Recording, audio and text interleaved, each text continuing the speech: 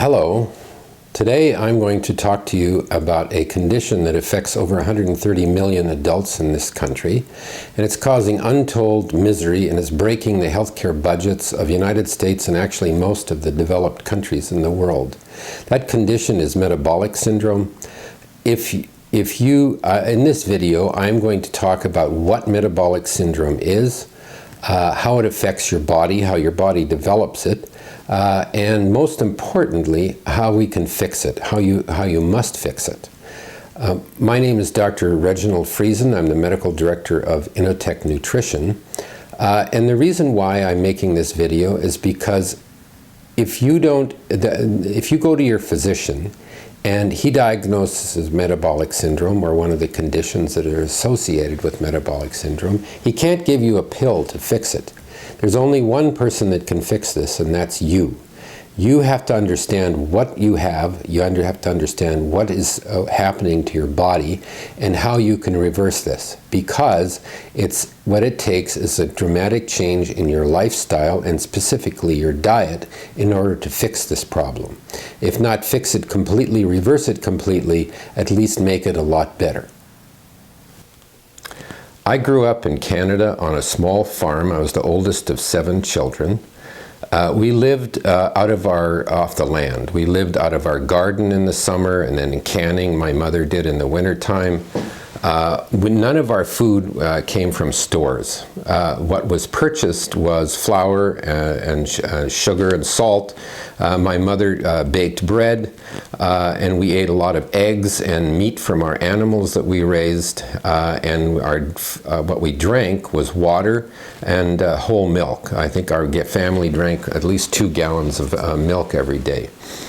We would separate the cream and we made butter. My mother fried things in lard, and sugar was a rarity in our diet. Desserts were fresh fruit in season or berries, or in the springtime we just didn't have any. Cookies and sweets like that were special occasions, birthdays and Easter and Christmas. And we virtually never drank any soda. Big family-sized Coke was twice a year or 3 times a year, and it would be carefully doled out into all the kids in equal amounts. Seconds were virtually non-existent. When you have 7 kids around a table, there were no seconds. And we didn't eat snacks. My mother would tell us that if you have a snack, you're going to ruin your dinner. So we were hungry when we sat down and we ate, and that was it. We didn't, in between meals, there was nothing.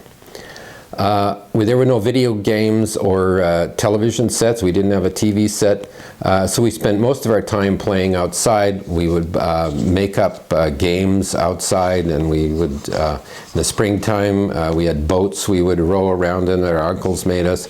Even in the wintertime, when it was 20 below, we still played outside, and this is what we looked like. Everybody was thin. The kids were thin. Even our parents were thin. In our community, I remember a few people that may be a little overweight.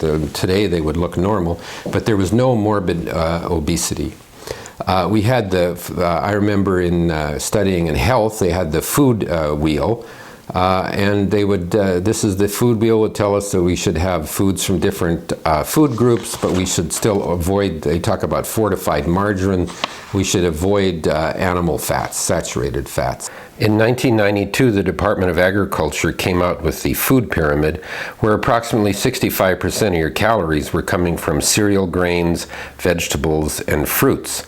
This was replaced in 2005 with My Pyramid, supposedly to create more clarity, but instead it created more confusion. The little stripe to the right is all they had there for fat. 2012, this was replaced with My Plate, where 3/4 of your calories now came from carbs.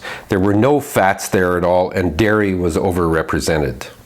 So I graduated from high school. I think I was around 140 pounds. I went on to college and medical school. In medical school, we of course learned all about diseases, how to diagnose them, how to treat them. We got virtually no training in nutrition. It was a little bit in biochemistry. We learned about fats, proteins, and carbohydrates, vitamins, and minerals. And in terms of calories, we were taught that carbohydrates and proteins had 4 calories per gram, and fats had 9. Calories were bricks. There was no difference between a broccoli calorie and a chocolate cake calorie, which turned out to be quite wrong. And that if you were fat, it was because you were eating too much and exercising too little. And specifically, because fat had 9 calories per gram, you should reduce the amount of fat, reduce the total calories that you're eating, and to exercise, increase your output by exercising more. So if you're fat, you're eating too much and exercising too little, so it's your fault.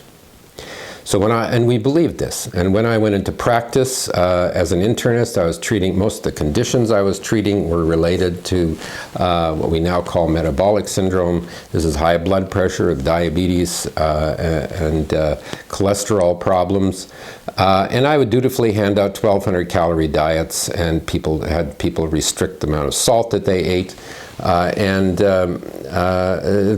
that time in the 80s, we had the different diets. We called them fads. It was Ornish, Pritikin, Atkins diets, and there were various combinations of the fats, proteins, and carbohydrates. And people would go on these diets. They would lose weight. But when they went off them, everybody gained their weight back. I would dutifully hand out the 1,200 calorie diets. Some people followed them. They would lose weight, but then when they would stop the diets, they would gain all their weight back again. It's very frustrating for both patients and physicians. So as the years went by, we as a nation became fatter and fatter, myself included. We have now reached the point that out of the 252 million adults in this country, 75 million or 30% fall into the obese category with body mass indexes of greater than 30. Out of these, 80% of them suffer from metabolic syndrome, either one or all of the conditions that we'll talk about.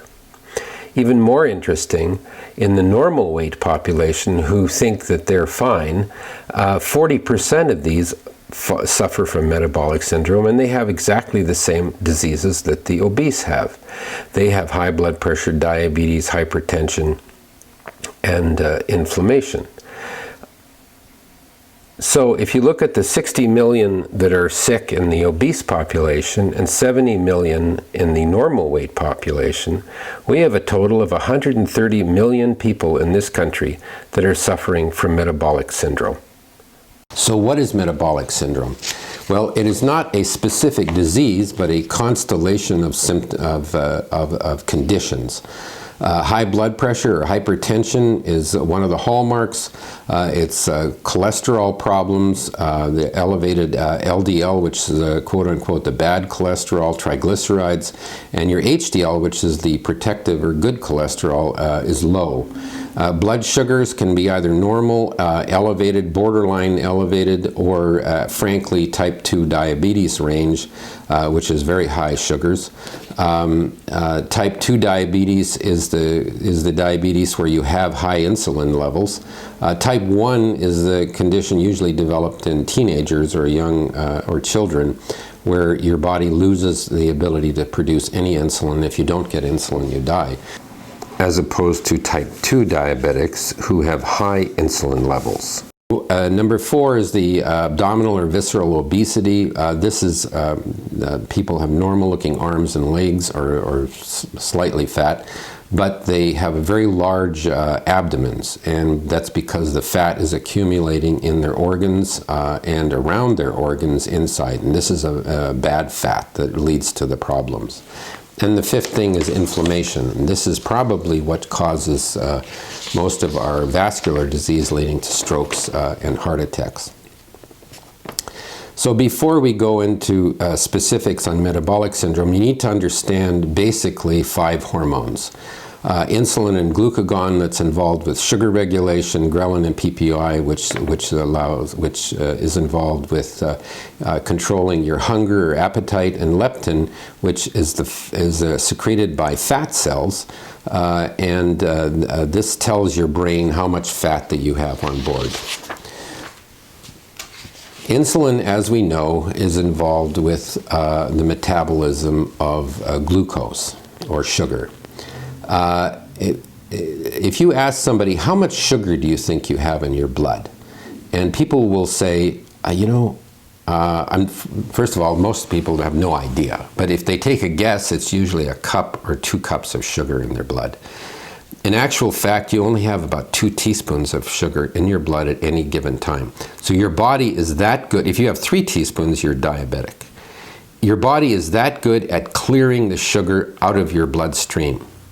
If you drink a 29-cent Big Gulp from one of the fast food chains, that has 3/4 of a cup of sugar in it.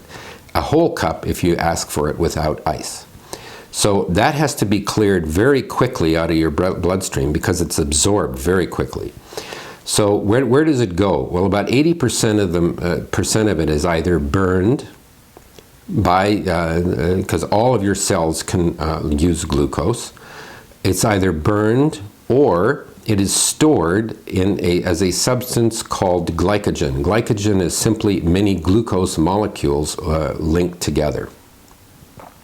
20% of it is actually stored in the liver as glycogen, or it's converted into, the rest of it is either converted to fat and stored in the liver, or released into the peripheral tissues where it is stored in fat cells, which makes your fat cells get larger and larger.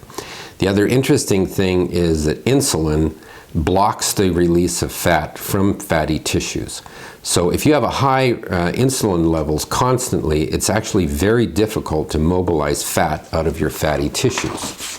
Glucagon does everything the opposite. If your blood sugar drops, glucagon pushes glycogen into sugar out of the muscles and the liver, and it pushes fat, it helps release fat out of the fatty tissues to be either burned or converted into sugar. Ghrelin and PPY are the hormones that regulate your hunger. If you haven't eaten for a while and your stomach is empty, your stomach and small intestine secrete a hormone called ghrelin, which tells your brain to eat. This is what is hunger, and this causes hunger pain. About 20 minutes later, further on down the intestine, PPY is a hormone that's released that says, okay, I've really got lots of food here, stop eating. This is why even if you have a meal, 1 serving, and you're still hungry, if you wait for a few minutes, that hunger passes. It's because PPY is kicked in. The 5th hormone is leptin. Leptin is your fat barometer. It tells your brain, it's secreted by fat cells, and it tells your brain how much fat you have in your body. If you have a very small amount of fat in your body, your leptin level is going to be very low. If you have a lot of fat in your body, your leptin level is going to be very high. So how did we as a nation get so fat? Well, over the last 50 or 60 years, we have increased the amount of carbohydrates in our diet and reduced the amount of fat. And specifically, the biggest culprit was sugar. As the food industry removed fat out of all of the diet foods, they had to replace it with something, and what they did was they replaced it with carbohydrates, and specifically sugar. This is what's happened to sugar consumption in this country. We started out at very, very low levels in around 1820, and in fact 50,000 years ago they project that we only got about 2 to 4 pounds of sugar because the only access that humans had to sugar was ripe fruit certain times of the year, or if they stumbled upon a beehive full of honey. There's been a rapid increase in the amount of sugar being used in the last 100 years, and the primary reason for that is that sugar went from being a luxury to a commodity. It got cheaper and cheaper, and as it got cheaper, we ate more and more of it. It stabilized for a while, even during World War II. It went down a little bit because of rationing. Then it went back up again, particularly when high fructose corn syrup was developed by the Japanese. And high fructose corn syrup is actually 7 times sweeter than table sugar. And it's in everything. We have in 600 out of the 800 foods that are sold commercially in stores, there's added sugar and high fructose corn syrup. And it found its way into all of the drinks. So why do we love sugar so much? If you give a baby apple sauce or apple juice that's laced with sugar, they accept it right away. It takes about 13 feedings for them to eat mashed up peas. They don't like the regular savory foods. So why is this? Well, sugar in nature has a lot of calories, obviously, and there are no sweet poisons. Most of them are bitter. So we are programmed to like sugar. And the commercial companies know that the more sugar that they put in food, the more sugar and more salt they put in food, the more we like it. So if you eat a large carbohydrate load or sugar, as I showed you in the insulin section, it is broken down very quickly, and the glucose is taken care of through the metabolism of the glucose. But fructose cannot be burned. You have to, the only way you can process it is the liver takes it up and it's metabolized through the same pathway as alcohol is, and all of the toxic end products that occur with alcohol actually occur with fructose as well, including release of a lot of radical oxygen species, which cause a lot of cellular and metabolic damage.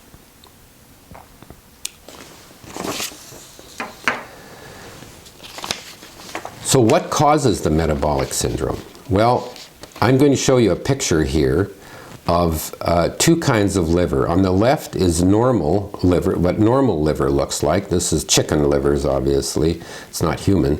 And on the right is foie gras, or a fatty liver in a duck. So how do we make ducks develop fatty liver? Well, what you do is every 2 hours you force feed them through a tube of a mash of carbohydrates, either with grain products or crushed corn. The liver swells up to 5 or 6 times normal size and is loaded with fat. So this is what a fatty liver is. And if you have metabolic syndrome, this is probably what your liver looks like. So here you have cross-sectional CAT scans of two individuals. The person at the top is obese, but if you look at their internal organs, they've got a lot of fat underneath their skin, but their internal organs are not filled with fat, and they don't have a lot of fat inside their abdomen. And they are normal. They do not have metabolic syndrome. The person below, the CAT scan shows that they may not even be as obese as the one above, but their insides are filled with fat, it's called visceral fat, and their liver and pancreas are completely infiltrated with fat, and these people have metabolic syndrome. Here's another longitudinal scan of somebody, of two people. On the left, you see again that they have a lot of subcutaneous fat, but their liver shows up as black, which means that there's no fat in their liver. The person on the right and they're not only obese, but their liver is filled with fat. And the person on the left is normal in terms of their metabolic state. They do not have metabolic syndrome, and the person on the right, in fact, has metabolic syndrome. So what is the mechanism of how you develop, what is metabolic syndrome? What's the underlying cause of all this? Well, it's now pretty clear that it is most likely insulin resistance. So what is insulin resistance? Your pancreas is, because of the fatty liver, and there's a lot of reasons for that are very complicated, but because the liver and the pancreas are filled with fat, the body becomes more and more resistant to the effects of insulin. So even though the insulin levels are very high, it's very difficult to push the sugar into the muscles and into the liver. The stores may be filled, but the body takes the sugar that's in your blood and it converts it to fat, where it's continues to be stored in the liver and distributed into the fatty tissues peripherally. This goes on until eventually, with higher and higher blood sugars, the body eventually, in spite of even medication, diabetes medications, the pancreas, in fact, gives out and stops producing or dramatically reduces the amount of insulin, and people actually need to have insulin given by needles. So the other one of the biggest problems is when you have this insulin resistance, the high insulin levels, as we talked about previously, it blocks the release of fat from your fatty tissue. So even if you diet and you want to lose weight, the fat cannot be mobilized because the high insulin levels block it. The other thing about insulin resistance is it makes those hormones that we talked about, ghrelin and PPY, it makes the brain insensitive to them. So even though you're eating a lot, you're still hungry. And with as far as leptin is concerned, the barometer of fat in your tissues, even though you have lots of fat in your body and your leptin level is sky high, your brain can't sense it. So when obese people are saying they're starving all the time, even though they're eating all the time, it is actually true. They are actually hungry because their brains cannot sense the hormones that tell them that they've got enough stored energy in their body. So what's the solution to all of this? Robert Lustig, MD, a physician who's done a lot of work as far as sugar is concerned. He has a wonderful YouTube video called The Bitter Truth About Sugar. His group did a study where they took a group of teenagers who had metabolic syndrome, and on scans they had fatty livers, and they did before and after scans, and they followed them, putting them on a special diet where they did not lose any weight because they maintained their calories on a daily basis, but they removed all sugar and fructose from their diet. And when they did that, they over a period of time, they cleared out about 30% of the fat out of their liver, and their metabolic syndromes, all the markers of that, disappeared. So their blood sugars returned to normal, their blood pressures returned to normal. So the first step is you need to, in fact, clear all that fat out of your liver. So how did I do it? I went from, I started out 2 years ago with a weight of 225 pounds, and I went on the ketogenic diet, and my weight fell fairly precipitously over 3 or 4 months. I hit a plateau, and it would not go down any further. So I then went on to do intermittent fasting. Jason Fong, MD, was a physician in Toronto, has an excellent group of lectures on intermittent fasting, and talks about the pros and cons of intermittent fasting. But one of the biggest things is it again fires up your metabolism. You remain on the ketogenic diet, but with the intermittent fasting, your weight starts to fall again. And what I found is my weight went down to in the 180s. I lost basically about 37 pounds. And my blood pressure was started out at 180 over 110. And on 2 drugs was barely normalized. And of course I was on the statin for my cholesterol. I'm now off all of those drugs. My blood pressure is 120 over 70. And my lipids are normal. And my fasting blood sugar is normal.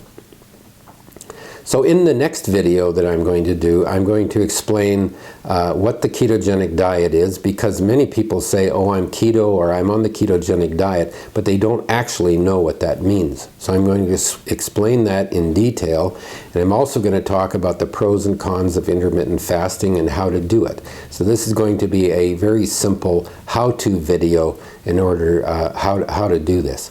But if you do this and you clear the fat out of your liver and your abdomen, those problems with the metabolic syndrome will either certainly improve or actually go away completely. So until then, thank you very much for your attention.